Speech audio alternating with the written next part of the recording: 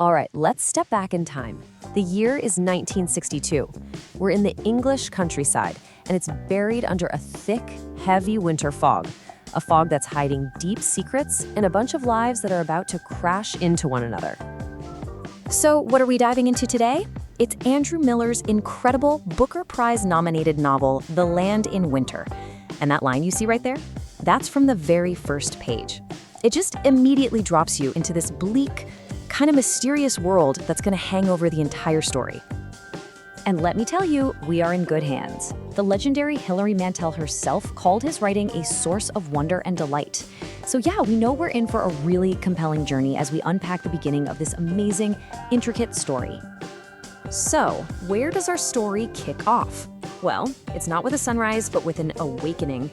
And it happens in a place that is anything but comforting, as a man starts to stir in the dead of night. This is our man, Martin Lee, and he's a patient in a psychiatric hospital. The very first thing we learn is that he wakes up not in a cozy bed, but perched on the hard top of a boxed-in radiator.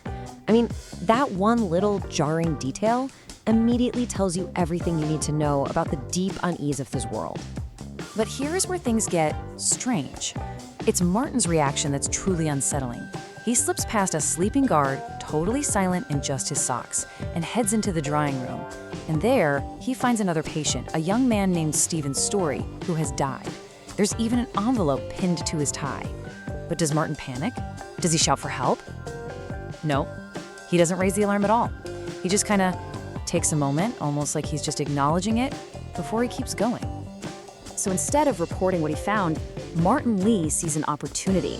He uses the discovery as a diversion. He smashes the fire alarm, and as the whole asylum just erupts into chaos behind him, he slips out into that thick winter fog. He's a free man.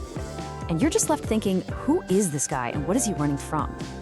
Okay, so just as we're trying to wrap our heads around Martin Lee, the story jumps. It completely shifts gears, away from that bleak, oppressive asylum to a totally different world. One that feels modern, precise, even on the open road, though it's still shrouded in that same disorienting fog. And here we meet Dr. Eric Perry. He's a country doctor who's left the hustle of London behind for what seems like a much quieter life. On the surface, he is the absolute picture of respectability. You know, you can learn a lot about someone from their possessions, and the details here are just perfect. He doesn't just drive a car, he drives a sleek, new Citroën, a real symbol of a forward-looking Britain. And we find out he moved to get away from his wife's pretentious parents, who are stuck in this older, class-obsessed world. So, on the surface, his life seems totally ordered, professional, conventional, but underneath all that, there's a very modern kind of unhappiness just simmering away. And right here, this is where we see the first crack in that perfect facade. Dr. Perry is at his surgery, and he opens a personal letter. It is definitely not from his wife. It's this passionate, really explicit note from a lover, and it reveals this whole secret life of desire that's the complete opposite of his public image. A respectable country doctor? Yeah, he's leading a double life. All right, we've got the patient, we've got the doctor. Now for our third and final piece of the puzzle, we're moving just across the field from the doctor's modern house to a life that's way more rustic, way more raw, and believe me, just as full of its own private anxieties.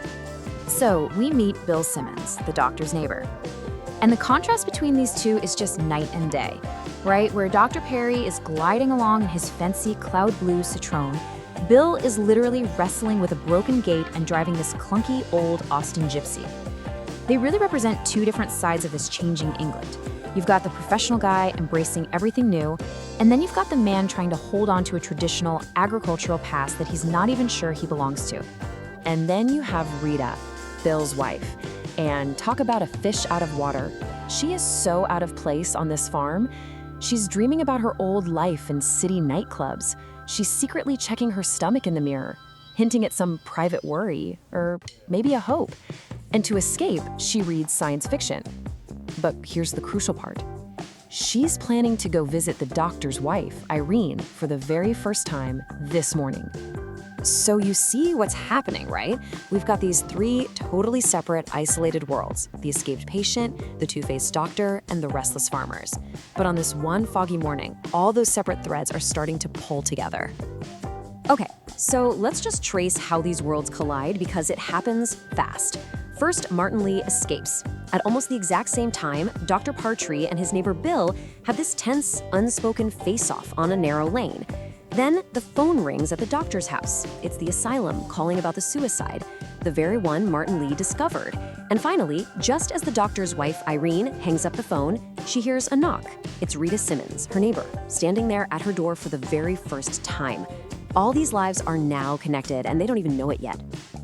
And that convergence, that single moment when they all brush up against each other, is what sets this entire story in motion.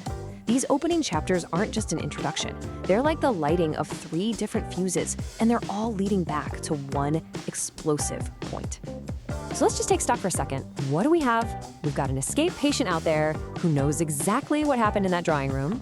We have a doctor who, it turns out, prescribed the very pills that caused the death. We have 2 wives, both lonely in their own way, about to have their first conversation, and we have a secret affair that could blow up at any second. The stage is perfectly set for every single one of these secrets to unravel. And really, this brings us to the big question at the heart of the novel. Just like that winter fog is hiding the landscape, every single character is hidden by their own secrets, their own private anxieties. The rest of this story is going to be about what happens when that fog finally starts to lift, forcing them to see the truth, not just about each other, but about themselves.